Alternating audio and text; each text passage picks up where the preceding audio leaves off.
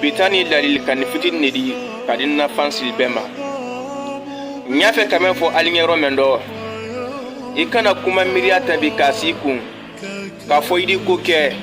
itena sila ko menkela ka fo gamal nye ko men ndi menke ka sura senya akese tinye itena sila akela wallahi kana hunamna jamado ka fo ko ndi menke nda ketinya ni da ketinya ikana hunamina ni ka hunamina jamado jamanya kuro kidi se kumala ka fo ko ndi ake ko mena to kala ndi ake ali atonema ni dake ni ni dese ala nyafe na to kala maliya dedi ana to kala tenso ya dedi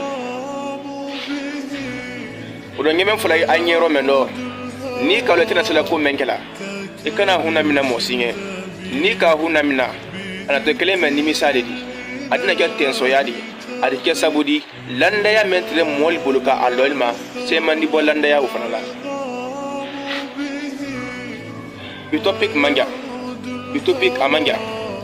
ay kuma yaron menka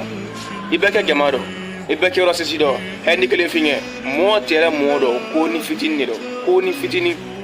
ile miriya ka ko mene ko ni fitini medi ko na datre ko bali wodi molingena odo ni kalo itasi ko mem kala fifi itana sila ko men kala odo ikana amira ikana ahuna mina mosinye ka ko meni nedi menke fi ayato nima ndi ake yiwada sa wala nyafe subhanallah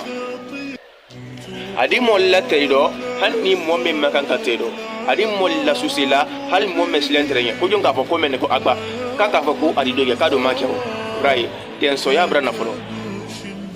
o kele mani ala fanaye ay no ko na sika do de o man ala fefe ala ko suratu saf kono ahaya flana ala ko ya ayyuhalladhina amanu lima taquluna ma la taf'alun ala ko he al mu'min bala limenaya al mu'min limenani mundo ali ko fula al tasimenkela muna ko fula al tamenkela rai wi qur'ana haja gbali ayi suratu saf kono ko al mu'min limenani mundo ali ko fula al tamenkela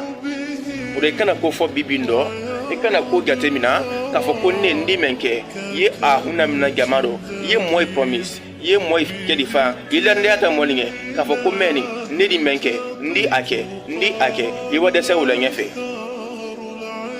balali kan guruburini lalli kan domani lalli kan fitin mentre mbulo bi ka fonna fansil benye wule meni assalamu alaikum